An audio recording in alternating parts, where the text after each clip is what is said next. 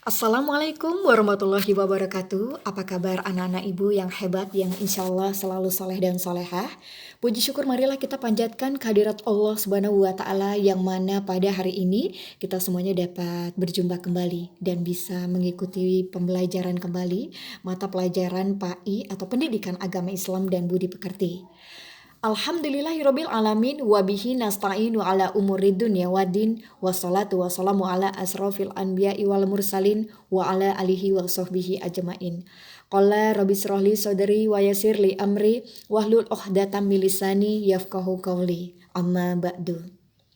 Apa kabar anak-anak ibu semuanya? Semoga sehat walafiat. Ibu close dulu mukanya ya.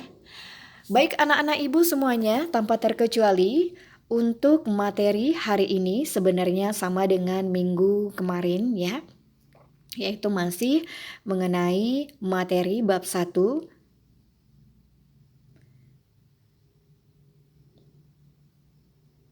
mengenai kontrol diri, prasangka baik, dan ukhuwah atau persaudaraan. Allah Subhanahu wa Ta'ala menurunkan Al-Quran supaya manusia membaca, memahami, dan menjadikan Al-Quran sebagai pedoman hidup serta mengamalkan isi kandungannya dalam kehidupan sehari-hari. Dalam Quran Surat Al-Anfal 8 ayat 72 dan Quran Surat Al-Hujurat 49 ayat 10 dibahas tentang kontrol diri, mujahadah an-nafas, persaudaraan atau ukhuwah. Sedangkan dalam Quran Surat Al-Hujurat 49 ayat 12 perintah menjauhi prasangka buruk atau suudzon.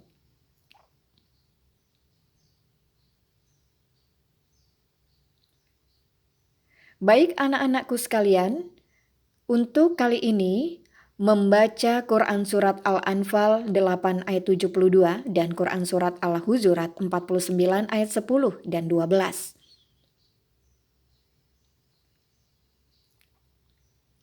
Untuk tugas hari ini, Ibu akan memberikan tugas yaitu menghafal atau membaca Quran Surat Al-Anfal 8 ayat 72 dan Quran Surat Al-Hujurat 49 ayat 10. Perhatikan makhraj panjang pendek dan ketentuan tajwid. Jangan lupa membaca ta'awuz. Salah satu manfaat membaca Al-Quran adalah memperoleh kedamaian hati, mendapat petunjuk kebenaran dari Allah Subhanahu wa Ta'ala, dan mudah memahami pembelajaran. Di sini sudah Ibu cantumkan Quran Surat Al-Anfal ayat 72 dan Quran Surat Al-Hujurat 49 ayat 10. Untuk dua surat ini dan 2 ayat ini mohon untuk dihafalkan dan bisa nanti disetorkan hafalan Ibu bisa mulai dari hari ini dan Ibu tunggu paling lambat ya sebelum KBM atau juga hari Rabu depan yaitu hari Selasa depan.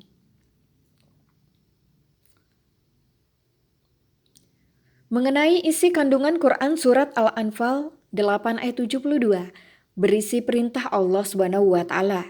Yang pertama, orang-orang yang sedang berjuang di jalan Allah Subhanahu wa Ta'ala seperti sedangkan hijrah dan berjihad dengan jiwa dan raga di jalan Allah Subhanahu wa Ta'ala. Yang kedua, orang-orang yang beriman di Mekah yang belum melakukan hijrah, orang-orang beriman di Madinah tidak berkewajiban untuk memberikan pertolongan. Dan yang ketiga, di dalam urusan agama, misalnya untuk berdakwah, apabila orang-orang mukmin Mekah yang belum berhijrah meminta pertolongan kepada orang-orang mukmin di Madinah, maka orang-orang mukmin di Madinah wajib memberikan pertolongan karena sesama orang yang beriman adalah bersaudara. Di sini juga sudah Ibu jabarkan bagaimana analisis isi kandungan Quran Surat Al-Hujurat 49 ayat 12, asbabun nuzulnya. Diriwayatkan Ibnu Munzir dan Ibnu Zurat bahwa ayat ini turun berkaitan dengan Salman Al-Farisi yang makan, kemudian tidur, lalu mendengkur. Ketika pembebasan kota Mekah, Bilal naik ke atas Ka'bah kemudian mengumandangkan azan. Sebagian orang mengatakan, apakah hamba sahaya yang hitam ini berani azan di atas Ka'bah? Lalu Allah menurunkan firman-Nya, "Hai manusia, sesungguhnya kami ciptakan kalian dari laki-laki dan perempuan." Al-Hujurat 49 ayat 13. Allah memerintahkan kepada umat Islam untuk senantiasa bersikap husnuzon atau prasangka baik. Dan sikap husnuzon dan suuzon dapat muncul dalam perilaku manusia, kebanyakan berkaitan dengan nikmat Allah. Untuk menumbuhkan atau menumbuh kembangkan sikap husnuzon, umat Islam wajib mengembangkan sikap-sikap di antaranya. Yang pertama, menyadari bahwa semua kenikmatan dari Allah. Yang kedua, menyadari bahwa Allah akan memberikan kenikmatan sesuai dengan jerih payah yang dilakukan oleh manusia. Ketiga, menyadari bahwa ketika Allah memberikan nikmat kepada seseorang pada saat bekerja dengan sungguh-sungguh, maka Allah akan memberikan nikmat yang luar biasa. Kemudian yang keempat, memahami manfaat husnuzon dan bahasa suuzon dalam kehidupan. Yang kelima, memperdalam belajar ilmu agama Islam. Keenam, mengembangkan sikap ihsan, artinya menghadirkan Allah dalam setiap sehari-hari. Yang ketujuh, berteman dengan orang-orang yang suka husnuzon dan menjauhi teman dari orang yang suka suuzon atau prasangka tidak baik. Yang kedelapan, kesadaran perilaku yang harus dikembangkan dan yang harus dijauhi dalam kehidupan sehari-hari. Di sini ibu juga mencantumkan analisis isi kandungan Quran surat Al-Hujurat 49 ayat 10, asbabun nuzulnya. Bisa dibaca ya nak ya. Di sini ada suatu kisah ketika Nabi Muhammad naik keledai pergi menuju rumah Abdullah bin Ubay, seorang munafik. Berkata Abdullah bin Ubay, "Enyahlah engkau dariku, demi Allah aku terganggu dengan keledaimu ini." Seorang Ansar berkata, "Demi Allah keledainya lebih harum baunya daripada engkau." Amarahlah anak buah Abdullah bin Ubay kepadanya, sehingga timbullah kemarahan kedua belah pihak dan terjadilah perkelahian. Maka turunlah Quran surat Al-Hujurat 49 ayat 9 yang memerintahkan agar menghentikan peperangan dan menciptakan perdamaian. Ada dua orang muslim bertengkar, maka marahlah kedua pengikut kaum ini dan berkelahi. Cara bersaudara bagi orang-orang yang beriman sesuai dengan Quran surat Al-Hujurat 49 ayat 10 adalah sebagai berikut. Yang pertama, setiap orang beriman adalah saudara kita, sehingga kita wajib menghapus batas-batas perbedaan, suku, ras, bahasa, budaya, bangsa, dan sejenisnya. Terhadap saudara, kita wajib memenuhi hak-haknya secara adil. Kemudian, bentuk menunaikan hak-hak sebagai saudara yang diumpamakan seperti satu tubuh adalah saling ikut dalam merasakan dalam kesenangan dan saling membantu dalam kesedihan. Kemudian harus saling mendukung, membela, dan melindungi dalam urusan kemanusiaan. Dan terhadap saudara kita wajib saling membantu, saling menolong, atau juga meringankan kesulitan beban saudara kita. Yang selanjutnya, mengenai kontrol diri. Baik buruknya perilaku manusia dalam kehidupan sehari-hari bisa ditentukan dari bagaimana cara dia mengontrol dirinya sendiri.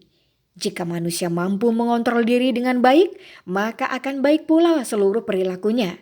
Sebaliknya, jika tidak dapat mengontrol diri, maka hatinya akan buruk pula seluruh perilakunya atau pelakunya. Seperti berdasarkan hadis Nabi Muhammad SAW, artinya, ingat, sesungguhnya di dalam dari manusia itu ada segumpal darah. Jika segumpal darah itu maka akan baik pula jika segumpal darah itu baik, maka akan baik pula seluruh tubuhnya. Sebaliknya, apabila segumpal darah itu buruk, maka buruk pula seluruh tubuhnya. Ingat, segumpal darah itu adalah hati. HR Bukhari dan Muslim. Kemudian mengenai prasangka baik, seperti yang sudah Ibu jelaskan sebelumnya, su'uzon adalah prasangka penuh curiga terhadap orang lain. Hukum sifat su'uzon adalah haram, maka harus dihindarkan. Husnuzon adalah prasangka baik terhadap orang lain. Sikap husnuzon dalam kehidupan sehari-hari karena Allah SWT, maka akan bersamanya dan berdasarkan hadis Nabi. Aku selalu bersama prasangka hambaku terhadap diriku. Jika dia baik sangka kepadaku, maka ia mendapat apa yang ia sangka. Dan jika ia buruk sangka kepadaku, maka ia akan mendapat apa yang ia sangka kepadaku. Selanjutnya, mengenai persaudaraan atau ukhuwah. Ukhuwah yang seperti Ibu jelaskan sebelumnya ya nak ya.